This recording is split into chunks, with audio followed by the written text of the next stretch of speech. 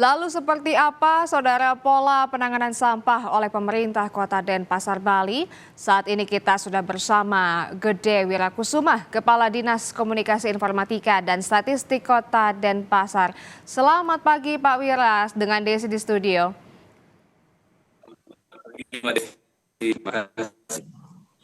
Oke, Pak Wira, ini kan dari informasi yang kita tahu bahwa TPA Suwung ya Pak ya, di Bali ini Ya, menerapkan sistem tidak menerima lagi sampah non-organik. Nah, maaf, maksud kami tidak menerima organik sampah ya.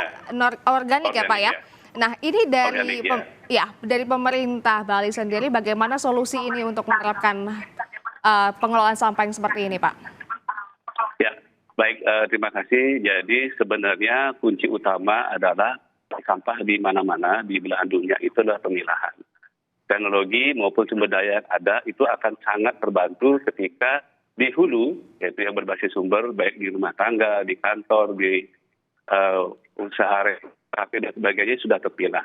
Sehingga harapannya adalah apa yang kita siapkan di tempat penampungan sampah sementara maupun yang TPST terpadu ataupun TPA itu akan lebih mudah.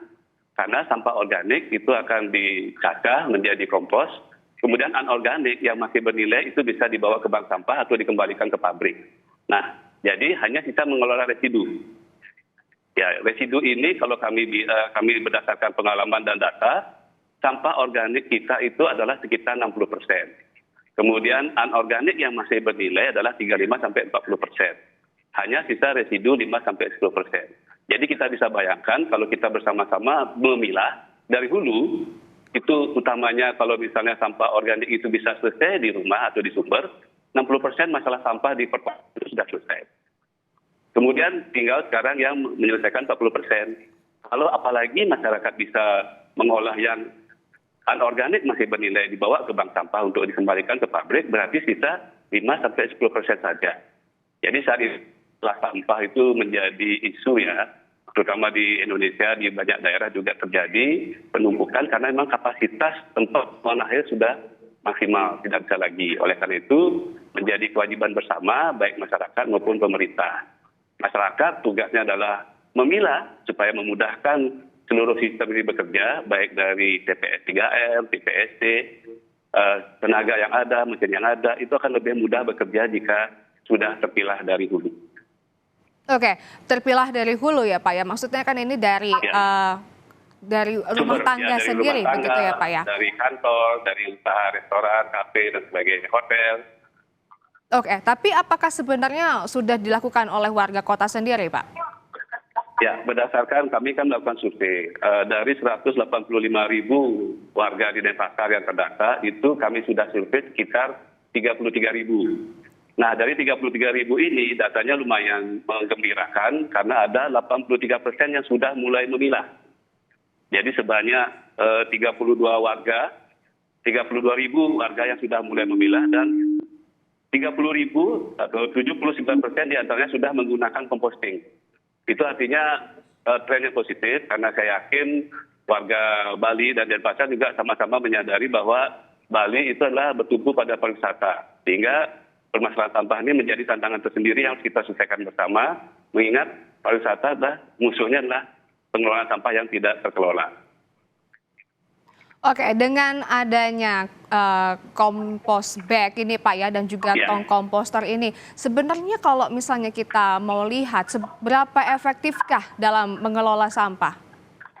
Ya, seperti tadi saya sampaikan, sebenarnya sampah harian kita itu volumenya kalau pengalaman saya dan berdasarkan data yang berapa kali saya cek, data dari DLHK, kami penelitian IPB, kemudian data dari penelitian di Swiss, itu komposisinya adalah 50-60% adalah sampah organik yang masih bisa dimanfaatkan, dikelola sendiri di rumah dengan composting dan itu akan menghasilkan tanah subur.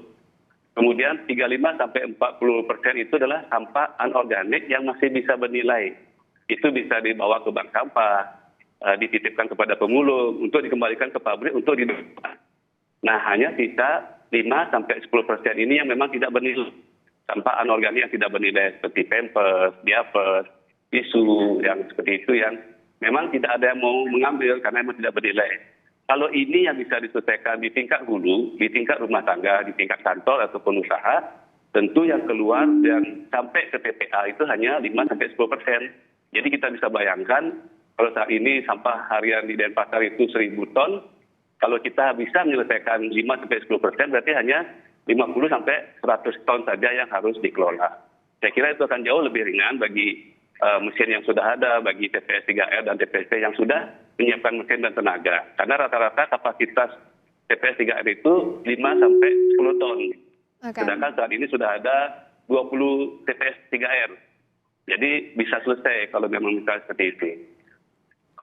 Oke, berarti memang ini pengelolaan sampah sangat dijaga sekali Pak ya sekarang di Bali karena juga untuk mempermudah proses dari daur ulang sendiri, kemudian juga mengurangi penumpukan sampah di TPA. Begitu ya Pak ya? Betul. Oke, kalau gitu Bapak terima kasih atas waktunya sudah bergabung bersama kami di Kompas TV. Sehat selalu Pak. Ya, terima kasih banyak Mbak Desi.